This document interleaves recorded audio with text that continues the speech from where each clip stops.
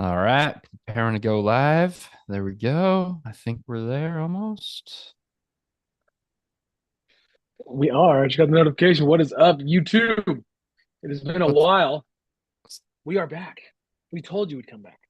Yeah, we're always back. We're always back regardless. Regardless, we're We're back. back. We're back. Maybe it's gonna be We're 1 week, Well, 2 weeks. Maybe we could probably do a better job of letting them know, but whatever. It's all good. it is It's what all it is. good. We I think, apologize. We apologize. sorry, YouTube. Sorry. So we're still giving Sorry. you your own personal apology. This is just for you, Right, just for right. YouTube. We So, won't apologize to the pod. We won't apologize to the pod. No way. No way.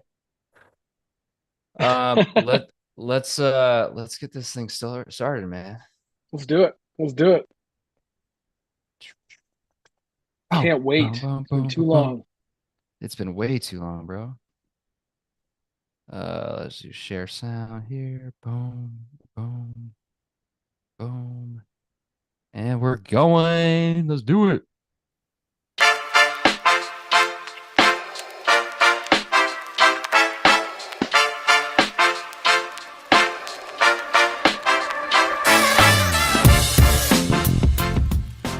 What is up, everybody? How's everybody doing?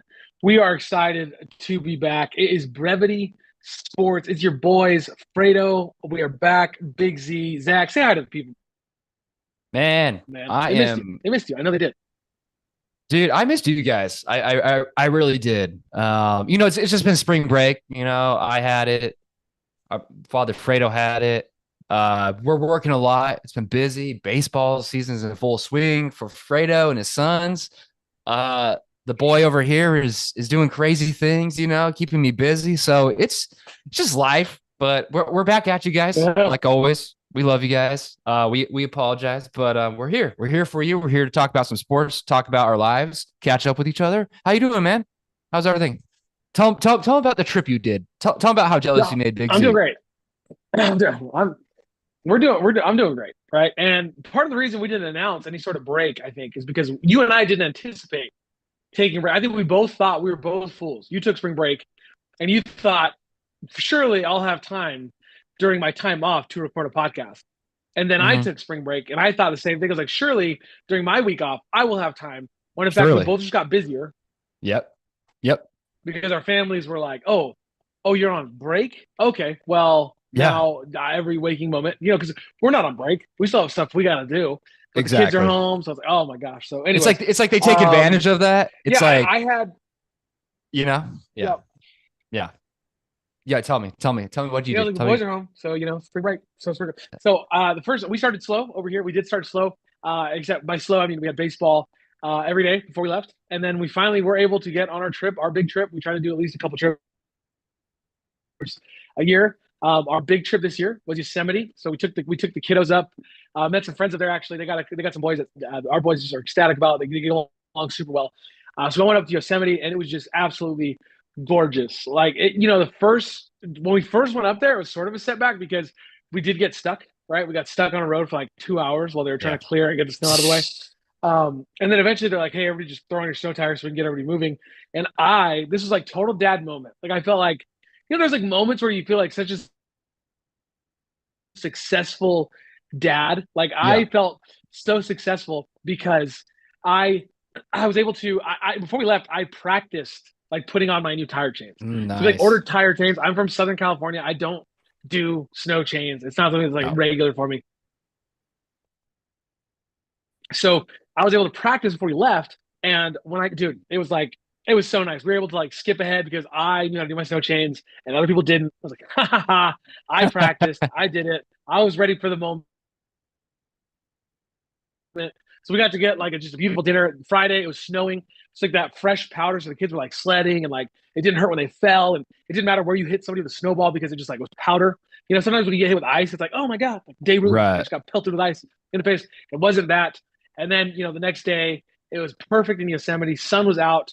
It was just gorgeous, 100%. Like just seeing all the waterfalls and Nice. just it was just amazing hiking with the kids. They had a blast. Delicious food the entire trip. And then yeah, we came home Sunday, but it was a blast, man. It was so much fun. The kids had fun. Everybody had fun. What about you, Big Z? What you been up to, man? It's been a while. Well, talking about trips, so you know that the A's recently announced that they're going to be playing in Sacramento the next three Right, years while they right. wait for their stadium to be built in Vegas. So my father-in-law was like, hit me up, was like, hey, like, let's go up, let's go to Oakland. We've never been to the Coliseum before. Let's go up in the summer. So we're getting a bunch of people together. And we're going to bring Oliver. We're all going to go up to. We're going to fly up to Oakland and just like do like a 2 day thing and go to a couple games up there. So that's gonna be sick. And then also we're going to go up to like Mammoth Lakes area probably like a month later. So we're planning some cool trips for the summer. Um, since Oliver's been born, we've done a couple trips, but we've kind of like laid low, just because it's hard to travel with a toddler. But Right. now I'm like, you know what? Like he's at the point where he can remember this stuff. Like he's getting there, and so like I want to start enjoying it, have summer vacations with him. So yeah, so those trips are in the works. The planning's in the works. So that's gonna be a bunch of fun. But man, just doing a lot of stuff with Oliver, man. Just trying to teach him how to play baseball. Trying to teach him the mechanics. He's been Yep. super into baseball since it came back on, and so he's super excited about it. So like we're doing a lot. He's obsessed with pitching to me, with batting himself. So just a lot of that, a lot of stuff in the backyard, Right. hanging out with the family. My sister came to town last weekend. Went to the aquarium in Long Beach. And just hung out with the brother-in-law with his son. So a lot of family stuff, which has been a good time, man. So yeah, it's been good, dude. Right. Just excited to hang out with you for once. It's been too long, man. Yeah, dude. It's been super long, but the trips are amazing. We'll try to be as consistent as we can. So we apologize, but we love all you guys. We love you, and Hmm. keep checking us out. Keep hanging with us. Again, if you'd like us to be more consistent, very simple. Tell your friends, tell your families about Brevity Sports. Tell everybody about Brevity Sports. We'll blow up. Exactly. We'll make it big, and then we can do this all the time. Like So 5 nights a week, whatever you want. if you If you want want. 6 nights a week, we'll do You it. want to We you love want to it. see us that much? We'll do That's it. up to you, but We will do it. I We'll I make want to it see us happen. that much. I want to see you that much. While we were gone, there were some big things that happened, and we're going to talk about it because we can do what we want on this podcast. And I want to get Exactly. your opinion on some of these things. And we're super late to the party, but it is what it is. So Stephon Diggs, a couple of weeks ago Mm, now, gets moved from the Bills to the Texans. And I think the most surprising thing about Stephon Diggs, like for me, when I was listening to this story, was like, what? Like what they got back for it was like I was sort of expecting like, oh, you're gonna go like so they probably got like Tank Dell or maybe like one of these young receivers that like was it Nico? Like who did they get in exchange? For Stephon Diggs. There's a couple years left on this contract at the time. Like what exactly took place to make this work? And then you hear it's just like a possible second round that's currently a fourth round. It's like wait, right. like what happened? And then you find out that there's like an option. Like what? Like talk to me, Z. Like what did you think of this? It's crazy because yeah, the Texans gave up currently a fourth round. Maybe it's going to be a second round. They got Stephon Diggs plus a sixth round pick back. Like they got him plus an additional draft pick for this year's draft back, which Wow. is insane to me. It's not a high draft pick, but we know the NFL. Look at Tom Brady, look at Brock Purdy, look at Dak, look at all these guys, right? Like you can find a diamond in the rough late in the draft in the NFL for sure. So it's Right. it's it's pretty insane that the Texans were able to pull that off. It makes their offense, like on paper at least, it puts them in the top five offenses in the league. You have Joe Mixon at running back now. You have Stephon Diggs. You have Tank Dell. You have C.J. Stroud. All those guys, all those weapons at your disposal. And so this elevates C.J. Stroud. He already had a great rookie season. There's such thing as a sophomore slump, something, especially in the NFL. And so now that you have elevated his offense up even more, like I don't think he's really going to have that sophomore slump. And it's going to be a pretty prolific offense, in my opinion. The crazy thing, though, is that Stephon Diggs, the Texans actually ate out the last 3 years of his deal, which is super weird. So he's actually going to be a free agent after this season. So I guess it's good for the Texans in a way because he's going to have to ball out because he's going to want another big contract. So he may have a great season when it comes to that. But I guess if they do lose him, they didn't really give up too much for him, right? And so, they're just betting on themselves. He's betting on himself, and we'll see how it goes. But I think it's a win for the Texans. I think it really helps CJ Stroud out. Like that's just and what you've said multiple times. Stephon Diggs always withers away when it comes time in the playoffs because of the cold, right? And so now you have this guy who's playing in a dome in the playoffs. Like that's going to help him out. That's going to help out that whole team. Yeah. And so I think it's going to be good. I think it's a great win. Great move. I don't think I don't think there's a way to see this as a downside of the Texans because if he does start like the big issue right now is Stephon Diggs that we keep hearing the storyline, whether it's accurate, whether it's right, whether it's wrong, whether he's just an emotional player, because we do know some of these guys are super emotional and that is what makes them great. Right. Right. Like the Kelseys, the guys that, when he pushed Andy Reid, it was like, oh, that's like not a good look, but it makes him like soup, like it's that passion coming through. So we don't know always where that's coming from. And with Stephon Diggs, if all of a sudden he goes full on diva and starts yelling at a quarterback, all of a sudden it's like, hey, dude, like we don't want you back next year. Right. We're choosing Stroud. Bye-bye. It's like this is Right. a complete win for the Texans. Like it solidifies. You got Nico Collins. I think it helps probably Tank Dell in the long run if I take a shot in the dark. Right. Nico, that's going to be more interesting to sort of watch to see how he's impacted. But at the end of the day, if the Texans can continue their mantra of, last year we saw it, right? And this is where I wonder how Stephon Diggs is going to fit into that piece. This game, it was Tank Dell. This game, it was Nico Collins. The next game, it was that other receiver that I don't even know his name, right? Right. Like, it was somebody every game was like, you're the open guy. I'm throwing it to you. So I think as long as Stephon Diggs is like fine with that, so be it. I do think it's a little bit sad for Bills fans. I'm not gonna lie, they're an easy team to root for. Josh Allen, like blue collar, like hard nose, like he's doing it.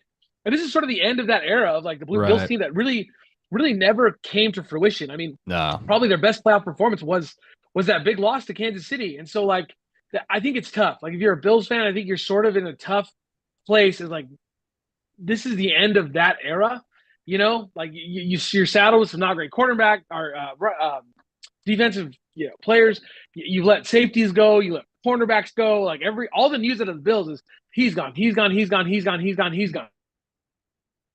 Right. And so if you're a Bills fan, I do apologize to you. I hope Josh. You still got Josh Allen, and he's obviously an elite quarterback. You can build around him. Yeah. Good luck to you. Good luck. Yeah, I mean, even Gabe Davis left, man. Like Gabe Davis is gone. Like I think the best wide receiver is like Shakir now. I don't know. Well, I'm sorry. I'm sorry, Bills fans. Like that's tough. Bills Mafia. But you know what? They've been through worse. Like they had to have, Fitzmagic as their quarterback, as their starting quarterback for years, and it didn't work out.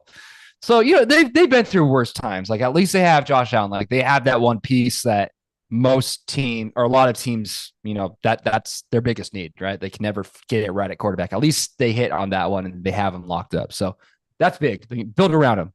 You're good. Yeah. You have some cap space now. Yeah, it's not. They didn't lose 4 Super Bowls. So like bright side for you. That didn't happen. Right. A team that also hasn't seen a Super Bowl in a long time. Cowboys are not spending. And I was talking about Buddy G. I don't know if this is accurate. This is total this is gonna be total hearsay. This is gonna be total not true. But like I thought it was crazy interesting.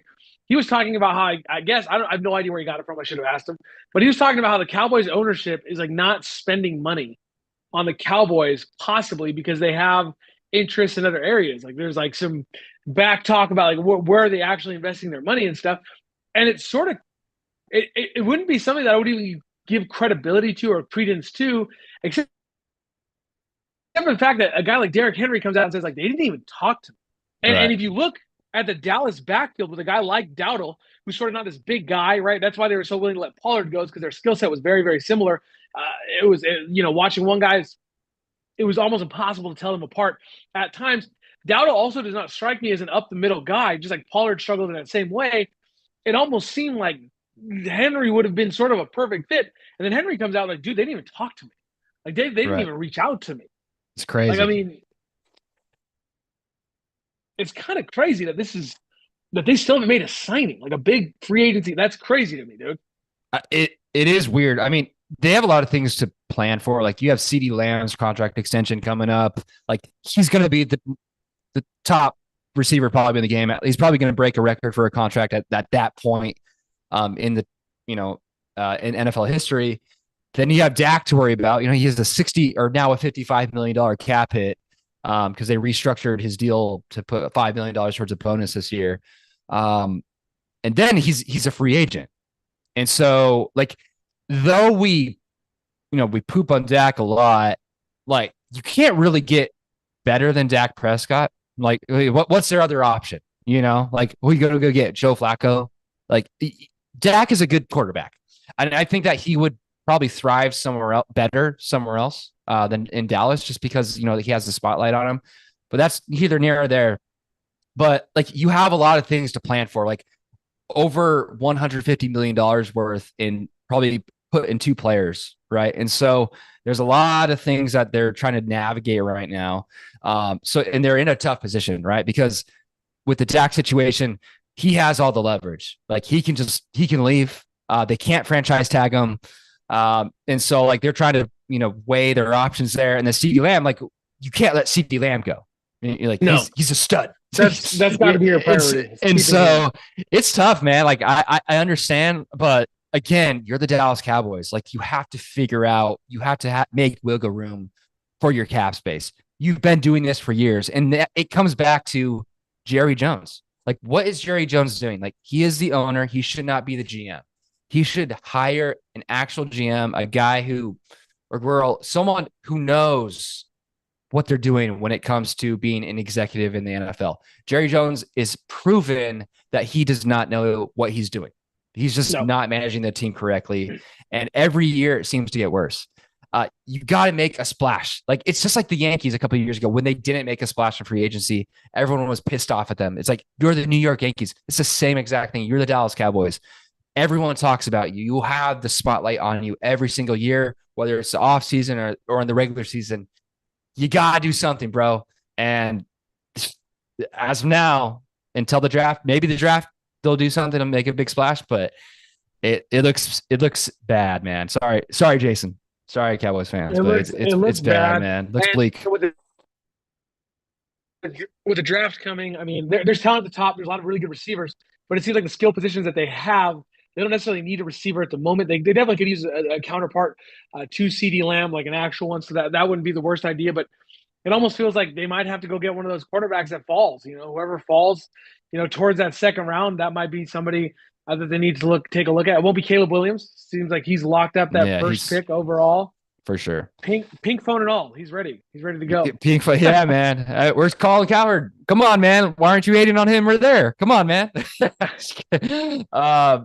he defended it. Well, he defended him. I know. Defended him. So Brock Purdy, backwards hat. Not okay. Not okay. Not okay. Not okay. But pink phone case, nail polish, the works. Totally fine. Totally fine. Totally cool. No big deal. Franchise quarterback. The next the stud, the next real deal. I'm telling you, I'm on record, dude. I don't look. I have no doubt. Okay, but here's the deal. I don't want any excuses because all of you have talked about Caleb Williams. So many people talk about Caleb Williams, the next coming of Christ. Like that is literally how this kid is being described to me. Right. Like if he doesn't get the Bears to the playoffs, or at the very least ball on a level of like put up like CJ Stroud-esque numbers from last year, he is not what you promised me he'd be. Well, and based on that promise, I don't think there's any way, and there's no way on God's green earth this kid lives up to the hype. There's no way. Well, look at what they've done though, man. Like, look what they put around him. Like, they went out and got Keenan Allen. They have DJ Moore, Cole Kmet, a great tight end.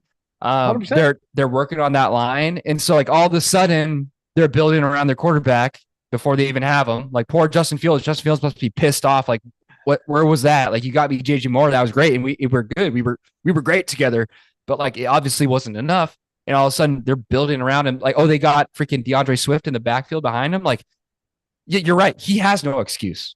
He does not have any excuse. That's my point. He has the weapons.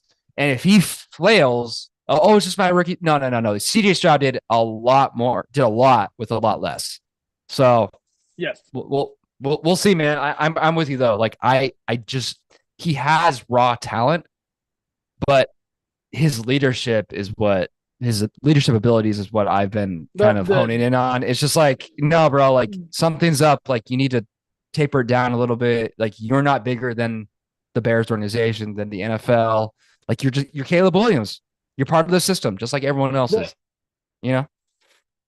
the bigger issue that I've seen with him, and it's only grown and grown and grown, is actually going back and watching highlights and watching people break down his footage. How many first reads that he misses? Oh yeah. And in order to be good on the in the NFL immediately, that first read is your bread and butter.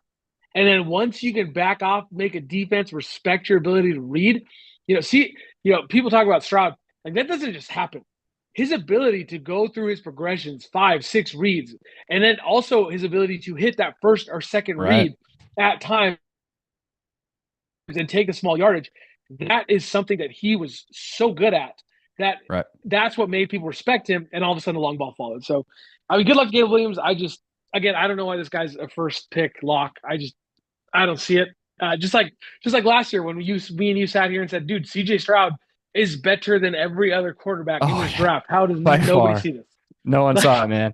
But hey, man, that's their fault. They didn't listen to Brevity Sports, you know? Like, come on, bro. Come on, man. If you listen to us, the Panthers would be making moves right now in the playoffs if they listen. That's all I'm saying. if they listen, the Yeah, Dodgers still have Corey Seager if they listen to Big Z. Just saying.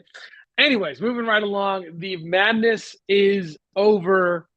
The March Madness, in which I told you, I sat here and I told all of you did. UConn, when UConn is good, they are just so freaking good. And just forget about it. And none of those games felt close. Like even No, none when of they them. were playing Purdue in the first half, it felt like, I'm sorry, I apologize. Edie was having to like play outside of himself Right. just to keep the Boilermakers in the game. Like it was sort of like either he was going to have the greatest final in the history of finals ever. And by the way, he had a good final. For everybody talking mess, he had a really He had 37 points, 37 points. He had over 10 half their rebounds. points. He had over Right. half their points. Like, what are you And talking about? also, well, and what's funny too is like Big Z, I don't know about you, like when I watch sports, I think it's so funny when people like they brag about the most random things or like the worst stat ever to brag about. Like ESPN was like there, and they're like, oh, like or TBS, whatever's on. They're like, oh, he's only taking 33 seconds of rest. That's how much it's I mean to this team. It's like to me, I was like, he's got to be tired. Like the dude's 300 pounds, right? I Like know. 7 foot. Like you, at some point, the cow's coming home. Like, dude, you can't. Right. Yeah, Exactly. you can't keep this up. And I think more than anything, even though 37 points with 10 rebounds is really good, those of us who watch the game, dude, it's obvious to me that his legs were tired. Well, I thought it yeah. was so obvious his legs were tired. So obvious he wasn't getting the same lift. And if you look at those people around him, Braden Smith, 12 points. And then behind Braden Smith, the next highest scoring person with Five. 5 points. I know. Yeah. And look at UConn. You got 5 points, 11 points, 15 points, 20 points, 11 points. That's all in the starting five. Like they Right. just have a better team. Like that. And I didn't want to take UConn at the beginning just because like, oh, that's what everyone was taking. But like Right. they're the better team. Like they're the best team in college basketball. Like it's no doubt. But the only reason I didn't take them because like March Madness, anything can happen. I did have Purdue in one of my brackets winning it, so I was close. But that's they're just a well coached team, man. Hurley's a great coach. They play good team basketball, and that's the difference between college basketball and the NBA is that the best team wins in college basketball. Like every single time. You can't have one guy take over and win it. Look at Caitlin Clark. Like she lost it. She was the best player on the court by far in that final, but the better overall team in South Carolina won, right? They're undefeated. Right. And so that's just college basketball. And that's why college basketball is such a great game for young players who want to grow their game and to learn. Watch college basketball. Do not watch the NBA because it's a lot of me, star guys. It's fun. It's entertaining, but it's not real basketball. And so that's why every single time, like if there's a better team overall, pick them, to win it. Like things happen, but UConn was Right. just, better coach, just a better overall team, and it was a good game. But I'd say halfway or three quarters way through the first half, you're just like, you know what? They have no shot. Purdue has no shot at winning this game. No, and the way that Hurley attacked them. Look, that guy's their big is going to get his. Edie's going to get his. So let's keep everybody else from getting theirs. And Right. it worked. It worked to perfection. Right. At some point, I didn't understand. I will say if I was going to take a shot at anybody, it's probably Purdue's coach. I didn't understand him leaving some of the players out there on the floor that he did. I think one of their starters had no points the entire game. Supposed to be one of their shooters. His Right. name escapes me at the moment, but again, like, they had a guy come in. I think his name was Hiley or something like that. They had a dude come in and he dunked the ball, like had a ridiculous dunk. Right. And then 2 minutes later, he was back on the bench. It's like, dude, that guy's ready to go. Leave Right. that guy in the game. Like, you have a guy not scoring. I don't care what position it is. Put Yeah. that guy in his spot. Let him ball out. And like you said, the women's side completely matched it. Shout out to women's college basketball, by the way. Breaking all sorts of records, 13 million, 18 million. They're just popping off. Right. Shout out to Caitlin Clark. If you don't think she has a lot to do with it, which is why I don't understand why so many WNBA players are hating on her currently. I don't get it. You've never had these kinds of numbers ever, and there's like, I'm listening to sports talk shows, and there's like people talking about like, oh, it's just women's basketball just finally, like, it's finally taking its stage. They took their shot. Blah blah blah. No, it's Caitlin Clark. Okay, Yeah. Exactly. the people wanted to know what Caitlin Clark was doing. Like, I'm not trying to be biased. I'm not trying to be a jerk.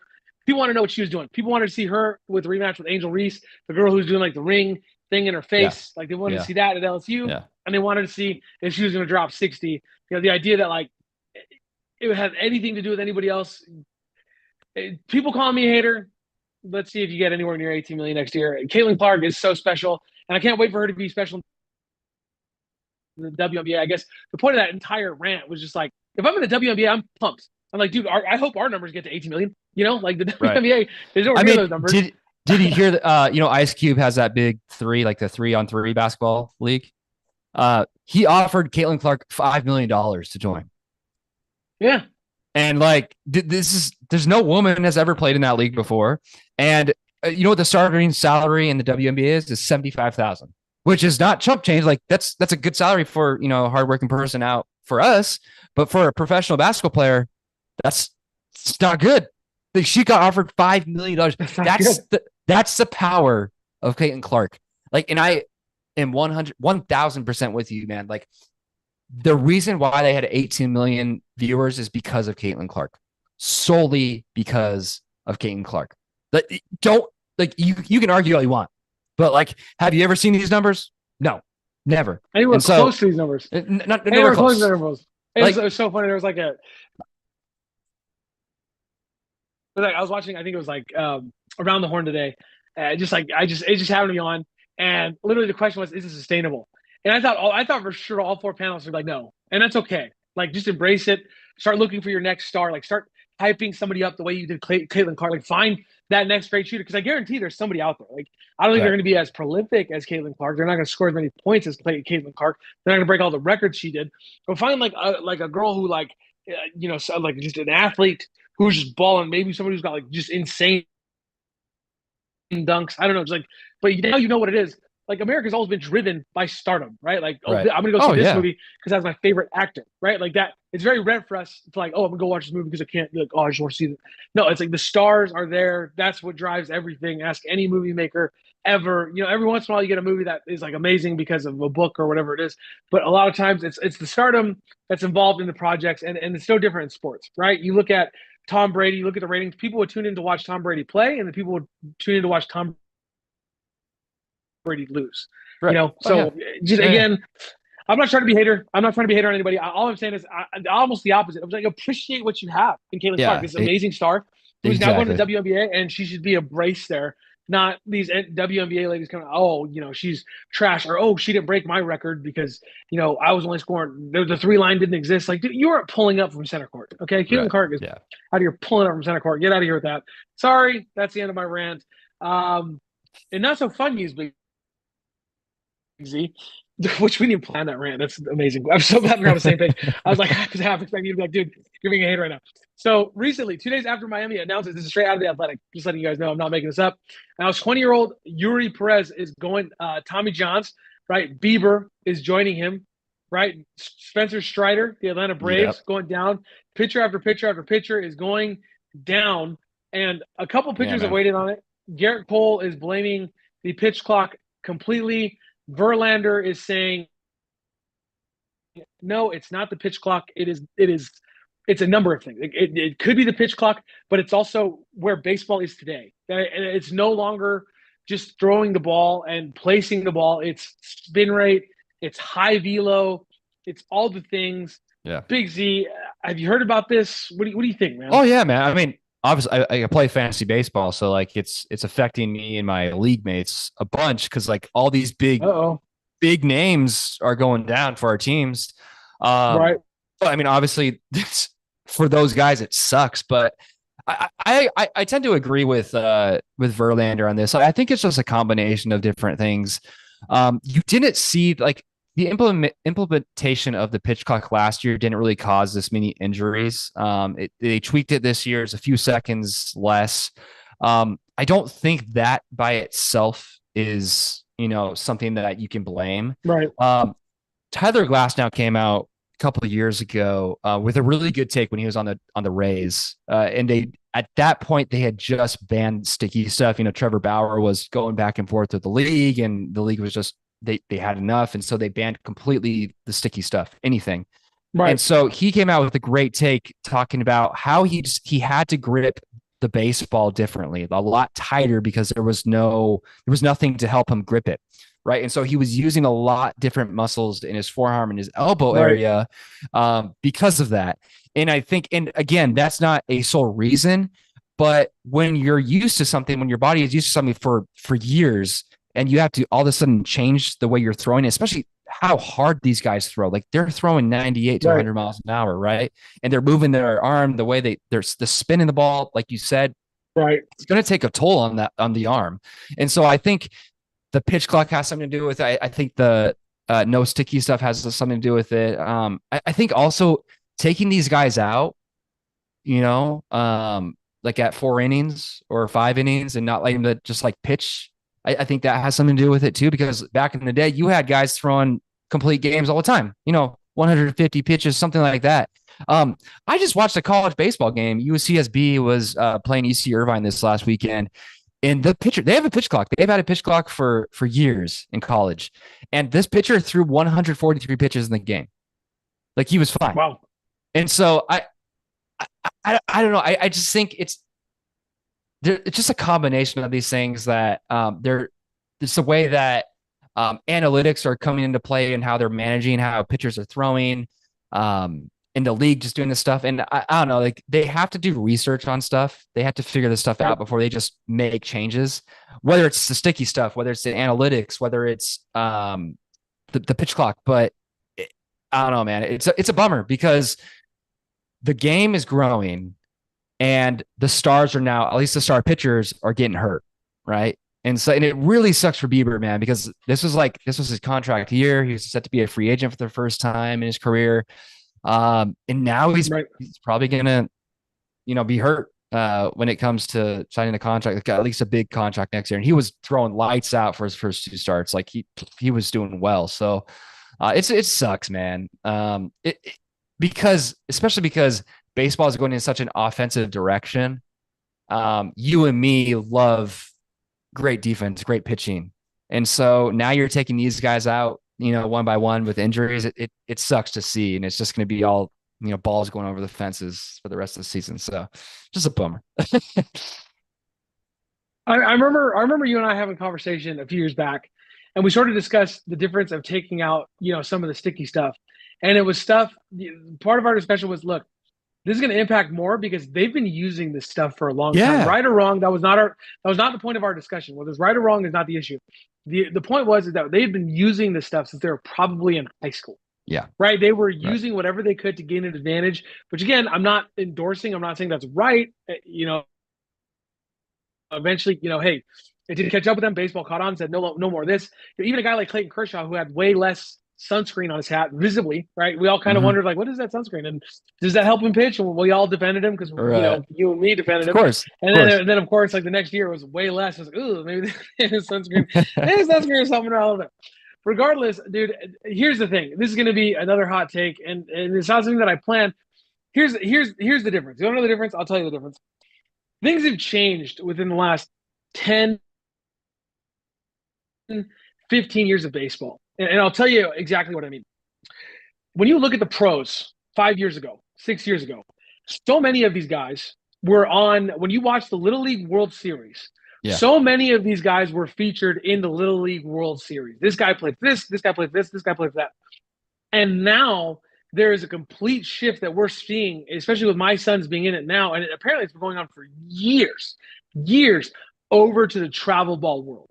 Now, I'm not here to just crap on travel ball. I'm not going to sit here and say like your kid should never be in travel ball. But what I will say is one of the guys that my sons work with, he's a pitching coach. And the reason I started taking them to this pitching coach was not because I think my sons are going to the league. The reason I started taking them to this pitching coach is I literally told him, look, I cannot teach you how to pitch properly. I don't know the mechanics. And you're young, and I'm not expecting you to be great or even play. If they play high school ball, great, dude. If they play college ball, that'd be a dream. Amazing. Right. Awesome. Like if that's what they achieved, fantastic. But the reason I started taking this pitching coach was because I wanted them to learn from somebody who had done it at the highest level correctly. Right. Was able to say, like, look, this is how they need to learn to pitch. These are the proper mechanics. And the first thing he told me is like, we are not worried about velo, dude. That will come with age. We are not worried about them throwing harder. We are not worried about speed. And so many people are. So many pitching coaches, so many people you talk to are like, oh, yeah, if we do this, play long toss, the velo is going to get there. We can strengthen the arm, like blah, blah, blah. You hear it all the time. And there's a lot of people that hear this podcast and are like, oh, no pitching coach wants that. It's like, okay, dude, I see your kid throwing like gas. Like, come on, man. You're clearly working on it. Like, it's fine. I'm not talking mess. Right. All I'm saying is some kids do throw harder naturally, and you see it, and it's awesome. Other kids are working on that velo at way too young of an age. And what it leads to is injuries. We're having a conversation recently, and I was like, hey, dude, what do you think about travel ball? And he's like, dude, the couple kids that I've seen that are like 16, 17 years old that have been playing travel ball since they were 9, they've already had Tommy Johns. And so I think it's starting at a younger age. Is honestly what we're seeing is like this shift over to travel ball where like we were talking to a couple teams like, oh, we don't even play that much, right? We're not playing all that much. And it was like, oh, we play 2 tournaments a month. I was like, that's like 2 or 3 days of baseball, right? And then your kid's pitching, and obviously there's rules and regulations about how much you can pitch, but they're not nearly as strict as Little League is. They're nowhere near the strictness of Little League. And so, again, I don't want to say it's just that, but I think that entire mindset of just like, what can I do to gain this advantage? What can I do to be playing at the highest level versus just enjoying the game when you're younger, enjoying the beauty of the pitching. And then as you get older, you start implementing some of that competitiveness. I think it starts as they're younger. And now, like, look at it's not. I don't think it's a coincidence. These are the young guys going down. These are the young guys of this new generation that can't seem to do it. When a guy like Randy Johnson was throwing piss missiles his entire career, and it still can get on the mound and do it. I just think as we progress, it's just something you have to be cognizant of. So the idea that like Garrett Cole blaming this completely on the pitch clock, I don't buy it. I don't buy it for even a second. Okay, like, and if that is your issue, then get in the gym. I don't know what to tell you, dude. Like, you're a professional athlete. You still got 18 seconds, and that's not 1 Mississippi, 2 Mississippi, 3 Mississippi, 4 Mississippi. Like, dude, and it doesn't start. By the way, it doesn't start when he's like pacing around the mound. It literally starts when the batter gets on the box after the catcher throws it back. So you're pretty much set up, and then you have your time. You can go. But I just think I agree with Verlander here, and I hate to do that because he was an Astro. But I agree with him in the sense of like I think there's a lot of things going on as the shift in baseball switch even at younger ages to more competitive and high levels of play. If that's happening at a younger age, it's no coincidence that spin rate percentages have been going off the charts last couple of years. Some of you guys may not know what we're talking about. Spin rate, if you keep track of that sort of stuff like we do because we're dorks, it's been off the charts. It actually got more. Yeah, right. After it got Spider more. Tech. That is the focus of what these guys are trying to do. And I think all of that sort of coincides with pitching super young, utilizing your arm way too much. We hear about it all the time in football. The greats we're supposed like they're 14, they're getting drafted by USC. They're 13, they're getting looked at USC. These guys never ever pan out, almost never, because it's just too much on their bodies. They go down. Baseball pitching is sort of that same thing. If you were to make a direct comparison, right, it would be. I would say pitching would be like I don't know what's up, like probably running back, maybe receiver. Like you're not going to be at your game for that long. Like you're not going to be the top of that game for that Right. long. You're just not. Yeah. Right. So I think there's a lot of things going. I think Jared Cole idea of it being Garrett Cole of it just being the clock. I don't buy that. I'm Yeah. not It's there. I just, think there's a lot yeah. more other things that we can look at. I think that it bugs me. That argument bugs me just because like they're just trying to attack the league again. And it's like, Yeah. stop politicizing things because now you're creating tension for like when the next CBA negotiations come around. It's like, figure it out. Like, if you're going to be an advocate for your players, actually be an advocate for your union. Like implore these teams to do research on the effects of the pitch clock, on the effects of spin rate, on the effects of all this type of stuff. Like, don't just put gas on the fire and like Right. let this stuff blow up, right? And it's just annoying. Like, stop politicizing this stuff. You're 100% right, and yeah, it hurts to side with Verlander here, but he's right, man. He really is. So He's right. I hope they look into it more and they really start figuring this stuff out. But like like you said, man, I think that's a great take. It's starting at a younger age, and like kind of the focus is now shifting to travel ball and just where can I one up this my competition, right? Right. Velo, right? Like that's how you're gonna stand out. And so 100%, man. 100%, that's right in the dot, man. Yeah, I tell Jaden all the time. He like, Dad, I want to throw harder. I want to throw like that kid. I'm like, buddy, it'll happen. And like Yeah, until yeah, it'll then, happen. like Yeah, all we're working on is like we work on the other things. We're like, hey, if you put it low and away, if you hit the bottom right corner, most kids aren't gonna be able to hit that. they can hit it. Yeah, Like just place it. yeah, Just place it. Like if they do, you tip your cap. Like I've told them, I tell both my sons all the time, and people will probably poo poo on this. It is what it is. I tell them, dude, if you're giving up, my younger guy, I tell him, if you're giving up hits, you're throwing strikes. That's where he's at for me. He's only 9. Like if you're giving up hits, you're throwing strikes. That's what we right, want. Don't walk people. Jaden, I tell him, if you're giving up ground balls, you did everything you needed to do as a pitcher. right. I don't need to see 14 Ks. And if your kid is throwing 14 Ks, congratulations. I'm not in any way, shape, or form implying that you're doing anything wrong. That's amazing. Hope to see your kid in the league. Send us a signed ball at Brevity Sports. But my point is for Jaden, he doesn't throw gas. He doesn't throw Right. that hard. So I'm like, dude, just place it. And if they hit ground balls, great. You're doing great. Big thing for me. Let me turn this around real quick. There we go. Okay. Can't read that. The NHL, the playoffs are here. We cover it every year. Listen to me. Listen to me. Come close. Okay. If you don't know, okay. The NHL playoffs, Big Z. The NHL playoffs The NHL are playoffs. amazing. Let's go. You don't need to have a team. Like you don't need to know any.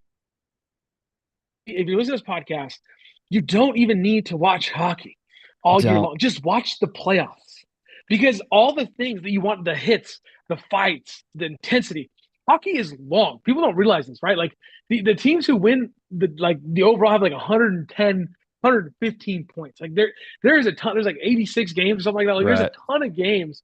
Okay, in hockey, way more than people think.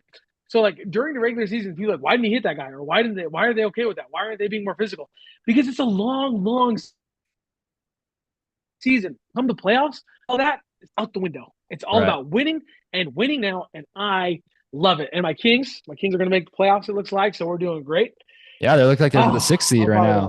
now. It I'm looks fired up. pretty I know. good. Well, we took a bad loss to the Ducks tonight. We're filming this on a Tuesday night. I'm like, guys, come on. But it's I a know, rivalry man. game. But it's when you play right. It's same things like Dodgers, Giants. Like you're like Yeah. Yankees, Boston. Like it doesn't matter how Right, good man. one team is. When you play rivalry, it's it's Seahawks, Rams, Seahawks, Niners, Rams, Niners. It doesn't matter who's actually better. Exactly. It's Exactly. it's a rivalry game. It doesn't matter. So it is what it is. But the Kings look like they're going to make it. I can't wait, dude. We're a couple games away. There's only like 6 or 7 games. So if you guys Right. don't already know, start tuning into hockey. Big Z, I recently last couple years I've gotten you way more on board with No, hockey. man, Tell you the people. have. Yeah, no, like every year we talk about the playoffs. I get stoked, dude. Like I'll be watching. Like, of course, I'll tune into the Kings, but I'll be watching like the Florida Panthers versus the New York Rangers, like like stuff like that because like playoff, it's just Oh, so intense, dude. Like you can oh have a 4-goal lead, and like it's not safe in playoff no, hockey, nope, and like it's super fun. You learn about a great sport, and these dudes are just dogs. Like no one takes a second off. Like they're just nope. giving it their all. Like I think it's one of the craziest sports I think, in the world. It's very underappreciated, the amount of effort that these guys give.